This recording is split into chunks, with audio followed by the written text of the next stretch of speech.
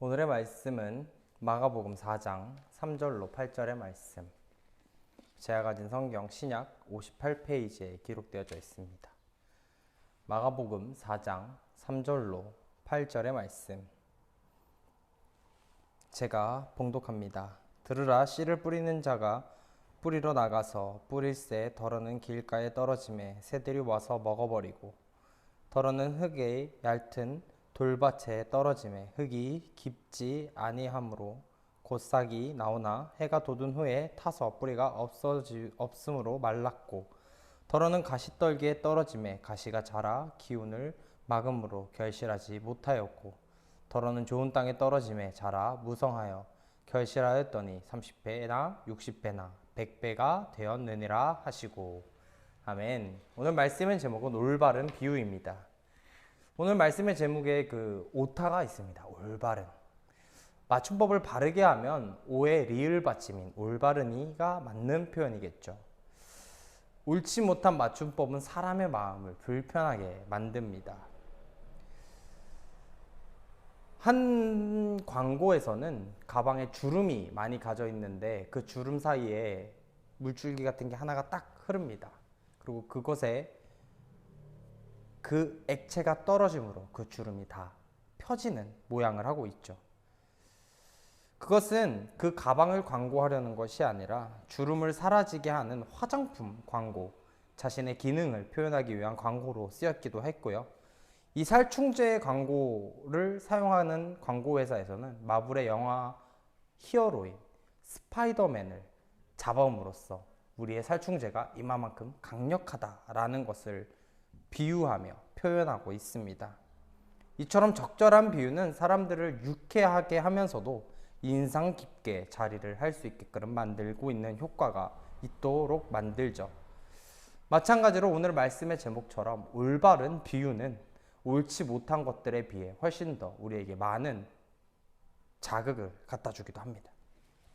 면접에서 자신을 소개할 때 안녕하세요, 누구입니다 라고 표현하는 것보다 적절한 비유를 통해 자신이 누구인지를 설명하는 것이 활력을 불어넣음과 동시에 더욱더 면접관의 좋은 인식을 자리잡게 하는 것도 방법 중에 하나입니다. 허나 과한 비유는 해로울 수 있겠죠.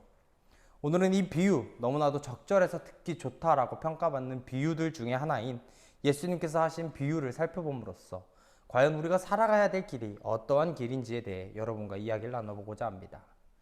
먼저 마가복음 4장에는 4가지의 비유가 나옵니다. 씨 뿌리는 자 비유, 등불 비유, 그리고 자라나는 씨앗 비유, 겨자씨 비유가 있습니다. 이 가운데서 오늘 살펴볼 비유는 비유 중에 비유라 불리우는 씨 뿌리는 자의 비유로서 마가복음 4장 3절로 9절까지 등장하고 있는 비유입니다.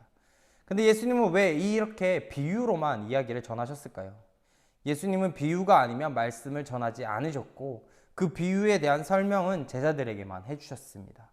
바로 그 이유는 귀 있는 자만 들을 수 있게 하기 위해서였습니다. 그러면 예수님은 꽤 편향적인 인물이셨느냐? 들을 수 있는 사람만 듣게 하는 편향적인 말씀을 전했느냐? 하나님의 나라에 들어갈 수 있는 사람을 제한하기 위해서 그렇게 했던 것이 절대 아닙니다. 결론부터 이야기하자면 예수님은 무리들의 불신과 특히 자신을 반대하는 대적자들에게 불필요한 논쟁과 충동의 원인이 되지 않게 하기 위해서 복음의 선포 방식이 계시와 은폐라는 이중효과를 가져오는 비유를 사용하셨던 것입니다. 특히 오늘의 말씀의 이 씨 뿌리지는 자의 비유는 우리가 매우 주목해 보아야 합니다. 먼저 길가에 뿌려지는 씨앗을 볼까요? 1세기 당시에는 길이 딱히 구별되어 있지 않았습니다. 밭을 걸어다니며 다져진 땅, 그것이 바로 길가로 사용되었으며 이 땅은 이미 많은 사람들이 밟혀 굳혀질 대로 굳혀진 땅이었던 것입니다. 이 땅은 굳어진 우리의 마음을 이야기하는 것입니다. 하나님의 말씀을 전한다고 한들 마음이 굳어진 자는 금세 악한 영이 그 말씀을 다 가져가 버릴 겁니다. 즉 말씀이 사람에게 은혜를 끼치지 못하는 일체적인 책임이 바로 그 말씀을 듣는 자에게 있다라는 것이죠. 씨를 물어가는 새에게는 잘못이 없다라는 겁니다. 두 번째는 돌밭인데 흙이 거의 없는 돌밭에 떨어진 씨앗이 나옵니다. 이것은 피상적인 마음을 뜻하는데 이 겉으로는 흙이 보일 만큼 겉으로 드러나 있는 만큼의 말씀을 받아들이지 못하는 자를 이야기하는 겁니다. 외적인 보임에 치중한 나머지 자신의 마음을 잘 가꾸지 못한 돌밭과 같은 자는 그 말씀이 뿌리가 내리지도 못하고 그 말씀이 말라 없어지고 마는 것과 동일한 형태라는 것입니다. 세 번째는 가시떨기에 떨어진 씨앗입니다. 이 길가에 떨어진 씨앗은 발아도 하지 못하고 새에게 먹혀버리며 돌밭에 뿌려진 씨는 뿌리를 내리지만 결국 말라 죽습니다. 가시떨기에 떨어진 씨는 어느 정도 자라기는 할 겁니다. 이를 보면 길가보다는 돌밭, 이 돌밭보다는 가시밭이 더 나은 밭이라 착각하긴 쉬우나 중요한 것은 결국 열매를 전혀 맺지 못한다라는 것에 있습니다. 마지막으로는 좋은 땅입니다. 우리가 잘 알듯 좋은 땅에 뿌려진 씨앗은 좋은 열매를 30배, 60배, 100배로 맺는다는 것입니다. 우리는 이 네 가지의 땅을 살펴보면서 우리의 마음가짐을 살펴보았습니다. 허나 이야기를 너무나 많이 들었던 탓일까? 그렇다면 우리는 이 이야기를 다르게 해석해 볼 필요가 있겠죠. 3절에서 8절의 말씀을 살펴보면 씨 뿌리는 자의 비유에서 씨를 나타내는 직접적인 단어가 단 한 번도 등장하지 않습니다. 3절에서는 씨 뿌리다라는 동사만 나오지 씨라는 명사가 존재하지 않습니다.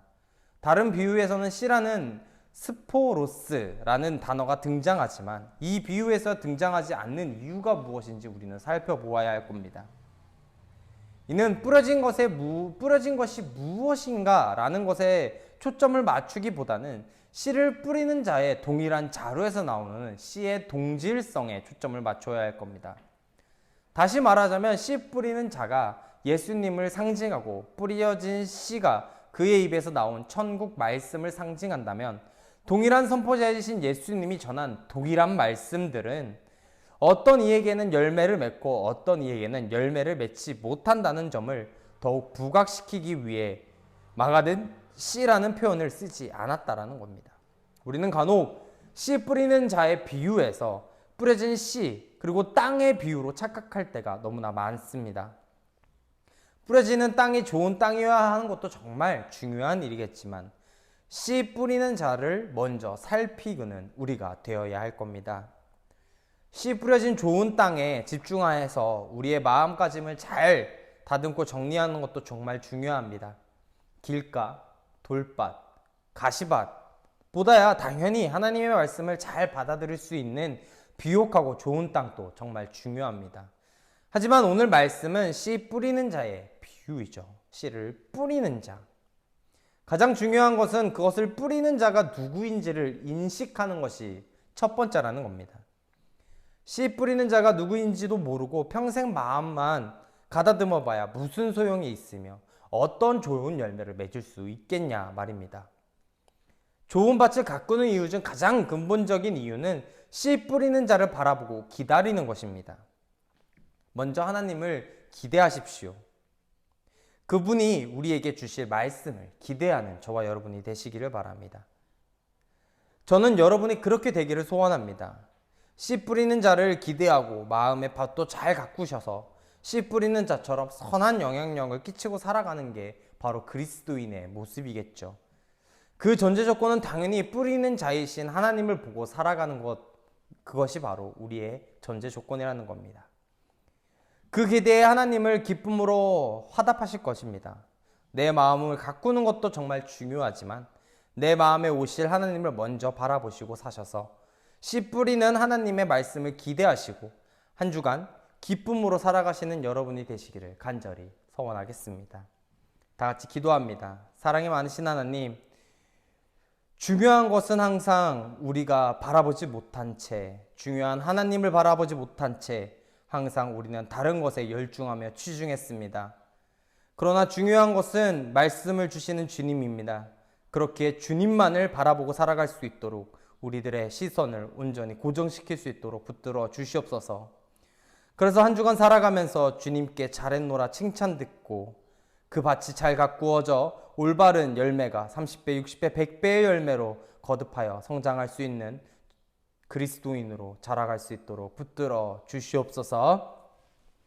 이제는 우리를 죄악 가운데서 구원하신 예수 그리스도의 크신 은혜와 하나님 아버지의 극진하신 사랑과 성령님의 내주감화 감동 충만 교통 역사하심이 오늘 예배를 드리는 모든 이들 머리 가운데 이제로부터 영원토록 함께하기를 축원하옵나이다. 아멘.